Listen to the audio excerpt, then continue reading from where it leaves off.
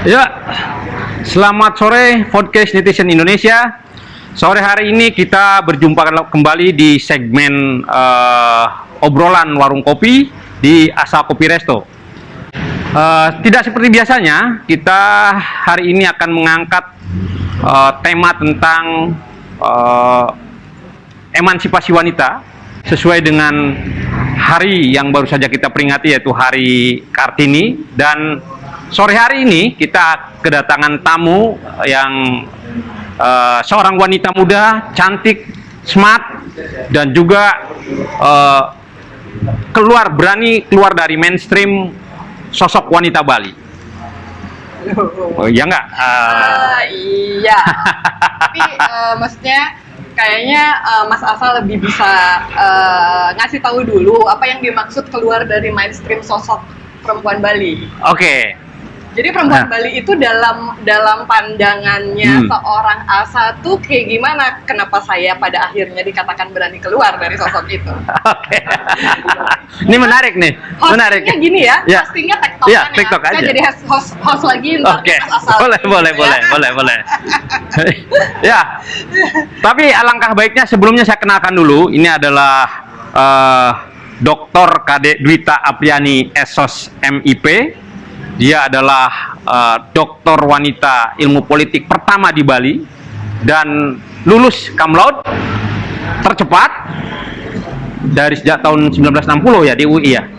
Waktu S1 dan S2 saya masih menyandang gelar tersebut, menyandang lulusan terbaik dan tercepat dari program studi ilmu politik, tapi ketika lulus S3 cum laude, cuman nggak tercepat tapi memang termuda. Termuda, ya oke.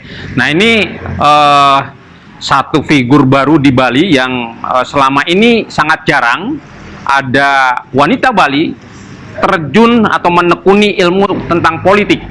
Dan ini sebuah terobosan baru bagi seorang wanita Bali. Dedek, kita lanjut aja nih. Ini Dedek banyak banget nih ininya, kegiatannya di luar kegiatan akademis sebagai seorang dosen ya ilmu politik di Universitas Udayana. Saya lihat Dedek juga pernah atau mungkin masih ya jadi surveyor di Cyrus. Saya masih direktur riset di Cyrus Surveyors Group. Wah, gila itu ya. Hari ini. Dan Cyrus sudah bukan nama yang tidak asing ya. Itu sangat familiar di telinga kita soal survei-survei di bidang politik gitu ya. Betul. Kedua, Dedek juga banyak terlibat di kasus perencanaan persiapan ibu kota negara baru ini. Kayaknya. Iya, kebetulan iya ada beberapa proyek sejak tahun 2015 yang terkait dengan perencanaan khususnya di aspek kebijakan dan politik dari perencanaan pusat-pusat pertumbuhan baru dan yang akhirnya bermuara di perencanaan ibu kota baru. Iya. Apalagi tuh Dedek selain itu saya masih banyak sekali, nggak bisa saya sebutin satu-satu ini ya, saking jadi, banyaknya. Saya baru bersama teman di Deakin University launching sebuah buku tentang ormas dan demokrasi di Bali. Jadi kebetulan itu adalah buku yang terbit dan diterbitkan oleh sebuah penerbit ternama di dunia, Palgrave Macmillan, diterbitkan di Singapura, dan itu merupakan hasil kerjasama antara teman-teman di Universitas Udayana dengan Deakin University dan baru launching di Januari kemarin. Sebelumnya saya lama menekuni dunia survei politik. Ya, ketika saya kuliah agak beruntung juga karena berbekal berbekal lulusan dari IPA gitu. Karena anak-anak politik biasanya tuh dari sosial, teman-teman dari sosial. Nah, teman-teman sosial yang kelas sosial di Jakarta, di berbagai daerah di Indonesia itu juga jago-jago ya, bacanya banyak, bla bla bla. Pada akhirnya saya berbekal sebagai seorang anak lulusan IPA, which is itu minoritas di kampus dulunya. Pada akhirnya menemukan satu ketertarikan sama lab ilmu politik yang kalau dikaitkan sama periodisasi politiknya Indonesia 2004 itu demokrasi kita baru sedang bertumbuh gitu. Betul. Sedang bertumbuh, partai waktu itu ada Demokrat yang lagi naik-naiknya ya. Akhirnya ada kepercayaan baru terhadap dalam tanda kutip tukang ramal yang namanya lembaga survei. Betul. Nah, ternyata apa yang saya pelajari di SMA di kelas IPA itu sangat berguna bagi ketika kita mau terjun ke analisis politik yang mengandung statistik. Ada hitung-hitungan juga di situ ya. Iya, ternyata saya menemukan persambungan antara dulu saya ngambil apa di SMA, dulunya saya juga OSIS sama satu Denpasar. Jadi saya ngerasa bahwa ada yang kurang nih sama perempuan di Bali karena kayaknya mereka takut banget sama politik. Ketika ngomongin soal politik, kayaknya perempuan Bali agak alergi dalam tanda kutip. Dulunya ya kita bicara konteks 2005-2006. Hari ini mungkin udah mulai ada maju, udah mulai ada. Cuman dulunya saya ngomong ke orang tua saya saja. Ketika mau ambil program studi ilmu politik, sebenarnya orang tua saya sama sekali tidak setuju. Tidak setuju. Padahal saya tahu bapak orang tua Anda itu seorang lawyer. Iya, yang harusnya berpikiran sangat terbuka ya. Tapi tetap ternyata ada bayang-bayang di mana kalau Anda orang Bali punya anak perempuan, idealnya Anda ingin anak Anda menjadi dokter, kemudian sarjana ekonomi, atau maksimum sekeras-kerasnya sarjana hukum. Sarjana hukum, notaris biasanya ya. Beracara gitu ya, lawyer litigasi itu udah maksimum lah. Oke. Nah, dalam pandangan Dede, kira-kira sebenarnya faktor apa sih yang menyebabkan persepsi, mohon maaf ya, khususnya bagi wanita Bali, itu kemudian menghindari dunia-dunia seperti tadi Dede sampaikan, ke dunia politik, dunia yang agak keras dan lain sebagainya. Ada faktor apa kira-kira yang menghambat atau menjadi sekat sehingga wanita Bali tidak berani all out keluar dari dunia domestik begitu, ke ranah publik? Baik. Pertanyaannya menarik sekali, Mas Asa. Jadi sebelum kita sampai ke sebenarnya faktor detailnya apa, kita bagi dulu semua faktor itu jadi dua. Faktor kultur dan faktor struktur. Okay.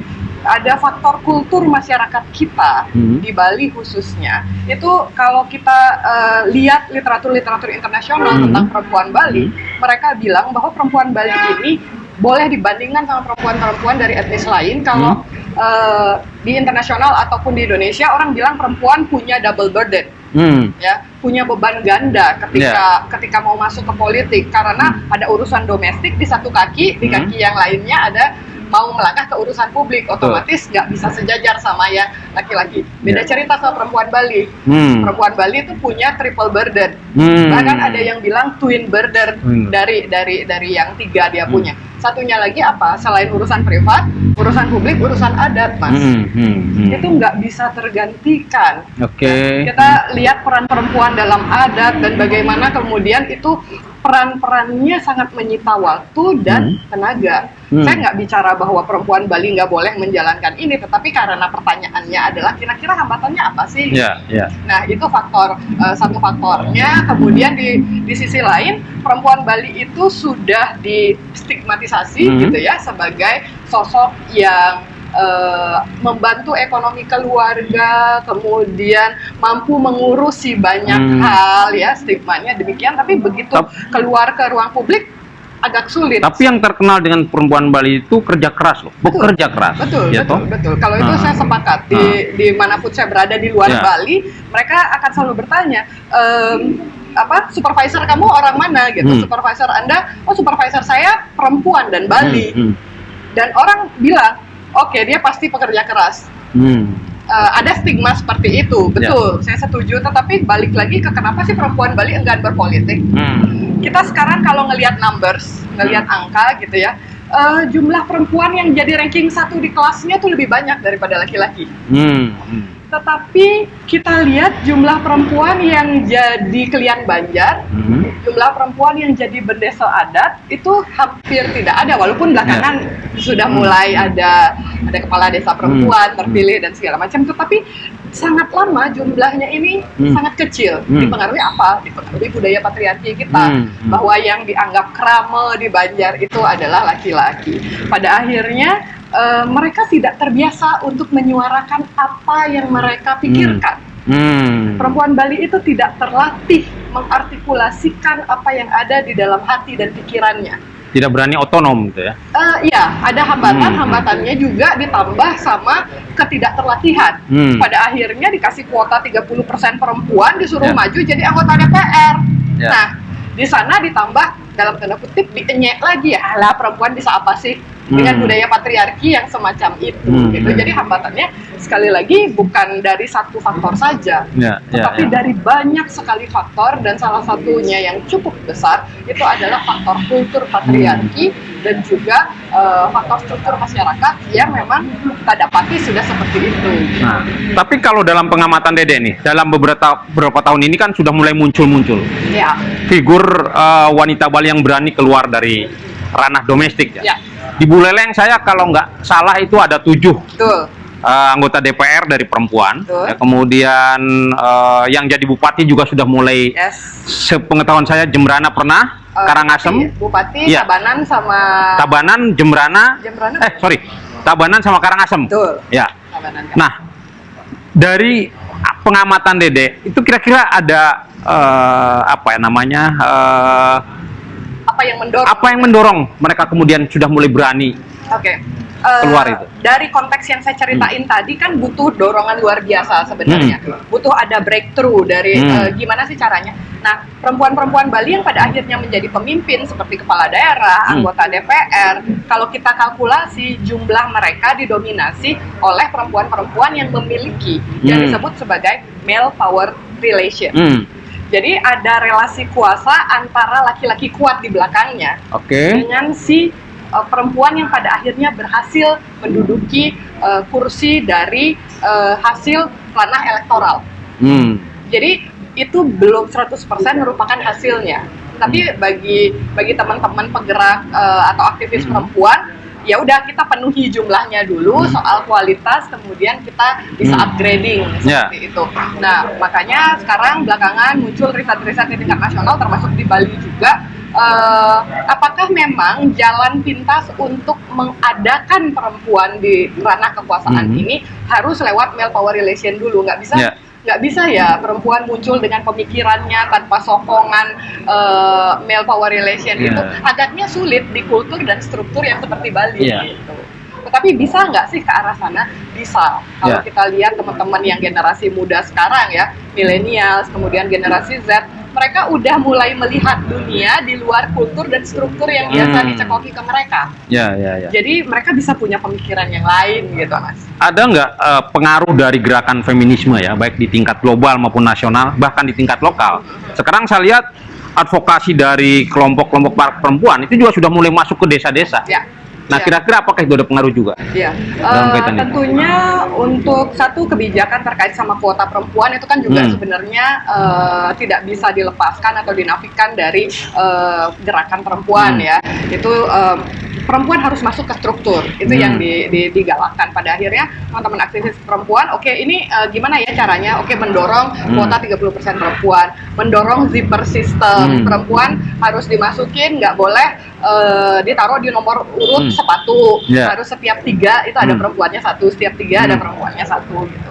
Nah, apakah sejauh mana kemudian pengaruh dari teman-teman gerakan perempuan terhadap pemahaman atau literasi perempuan di akar rumput gitu? Sebenarnya kalau mau ditanya seberapa pengaruhnya, bisa besar bisa kecil. Kalau kita ngelihat dari sisi kebijakan, pengaruhnya besar. Karena teman-teman aktivis perempuan ini pada akhirnya berhasil menginfiltrasi undang-undang pemilu, bisa mempengaruhi kebijakan yang mempengaruhi bukan hanya perempuan saja di Indonesia, tetapi mempengaruhi seluruh masyarakat Indonesia, mempengaruhi struktur partai politik, tetapi terkait sama cara berpikir perempuan di akar rumput, agaknya belum, Mas. Karena kita masih jujur aja, perempuan ini mayoritas masih merupakan masyarakat tontonan.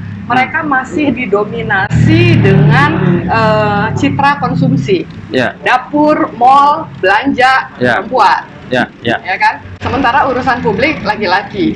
Sementara perempuan itu mengkonsumsi citra mereka sendiri. Dalam artian perempuan itu iri lihat perempuan lain yang cantik. Oh gitu ya. Nah, ini yang menarik kan tadi soal kultur dan struktur, ya kan? Yang saya pahami gitu ya, saya pelajari khususnya dari Weda maupun Manawadharma Sastra yang saya pernah baca, justru sebetulnya itu sangat memposisikan perempuan itu sangat sederajat, setara dengan laki-laki. Bahkan saya mendengar ada satu sloka yang mengatakan bahwa negara ini akan makmur, sejahtera kalau perempuannya tidak tersakiti, ya kan? Nah, kemudian menurut Dede, sebetulnya problemnya di mana ya? Karena sebetulnya kalau berbasis dari basis agama itu nggak ada masalah soal kesetaraan itu. Nah, ya makanya tadi saya bicarakan bukan agama yang merupakan salah satu penghambat, tetapi adat dan juga kultur patriarki. Patriarki, budaya patriarkinya ya. Gitu. Dan dari mana sih itu lahirnya? Nggak banyak. Kalau kita lihat di Bali ini nggak banyak orang yang mensitasi misalnya Weda, kemudian kitab-kitab yang lain terkait dengan bahwa pemimpin harus laki-laki. Itu bukan begitu wacana yang berkembang di sini. Bahkan riset disertasi saya tentang pemilihan bupati perempuan di Karangasem ya, kemenangan perempuan di wilayah berkultur patriarki Karangasem itu nggak ada tuh satu masyarakat pun yang ngebawa bahwa kita nggak boleh, kan kalau misalnya di daerah lain ada yang bilang nggak boleh dipimpin oleh perempuan, dalilnya adalah beberapa hal yang ada di dalam kitab suci. Kalau di Bali nggak kayak gitu. Jadi tidak ada yang secara eksplisit menyatakan dan menyebutkan bahwa ini nih kita nggak boleh dipimpin perempuan karena perempuan itu secara kitab suci begini-begini. Nggak ada seperti itu. Tetapi lebih banyak ke kultur di mana laki-laki memang sudah menguasai struktur lebih awal. Nah, kalau begitu pertanyaannya, ada kemungkinan nggak melakukan rekonstruksi ulang soal kultur patriarkis ya dengan gerakan emansipasi wanita yang sekarang sedang berkembang? Menurut Dede, dari pengamatan dari aspek politik lah. Ya. Saya kalau pakai cara pandangnya lembaga survei gitu ya, berapapun persentasenya, sepanjang itu masih ada peluang, tetap dianggap sebagai peluang, gitu ya, walaupun peluangnya kecil. Gitu. Kalau ditanya, ada nggak sih peluangnya mendekonstruksi, kemudian melahirkan satu kultur baru? Sebenarnya kan udah sempat dimulai gitu. Kalau misalnya kita ngelihat di Bali ini ada perkembangan, misalnya perkawinan pada gelahan. Kemudian ada yang di MDA terakhir anak perempuan itu boleh dapat waris. Boleh ada waris ya. Jadi mungkin teman-teman dari perspektif hukum adat bisa lebih tahu. Tapi ada nggak gerakan ke arah sana? Kalau sebelumnya kan perempuan di Bali, kenapa sih perempuan Bali bekerja keras? Karena mereka benar-benar tahu jika mereka keluar dari rumah orang tuanya, mereka satu adalah properti milik laki-laki. Ya. Kemudian mereka nggak punya hak waris lagi. Untuk kembali ke rumahnya, ke rumah bajangnya, itu juga sulit. Jadi mereka harus apa? Mereka harus bertumpu pada dirinya sendiri dan harus bekerja keras, satu untuk mengharumkan nama keluarga asalnya di keluarga suaminya. Kemudian dia harus memang benar-benar besar sekali resiko bagi seorang perempuan Bali ketika memutuskan untuk menikah secara adat. Tetapi akhirnya itu kan disolusikan. Ada yang namanya Prof India ya bikin buku, walaupun masih problematik, beberapa orang mempertanyakan bagaimana dan seperti apa gitu. Soal perkawinan pada gelahang, dan terakhir MDA saya rasa sudah ada sesuatu yang bikin ada hope ya bagi perempuan yang soal waris. Jadi perempuan boleh dapat waris dari orang tuanya, keluarganya. Baik pemirsa podcast Netizen Indonesia, ini pembicaraan kita obrolan kita makin menarik ya, karena ternyata sekarang sudah mulai muncul gerakan-gerakan perempuan Bali untuk keluar dari sektor domestik ya, meskipun mungkin secara kuantitas belum terlalu banyak, tetapi ini sebuah gerakan pembaruan yang menurut saya cukup signifikan untuk zaman era emansipasi wanita untuk saat ini. Ya, kita break dulu untuk sesi pertama ini dan kita akan lanjut di sesi kedua.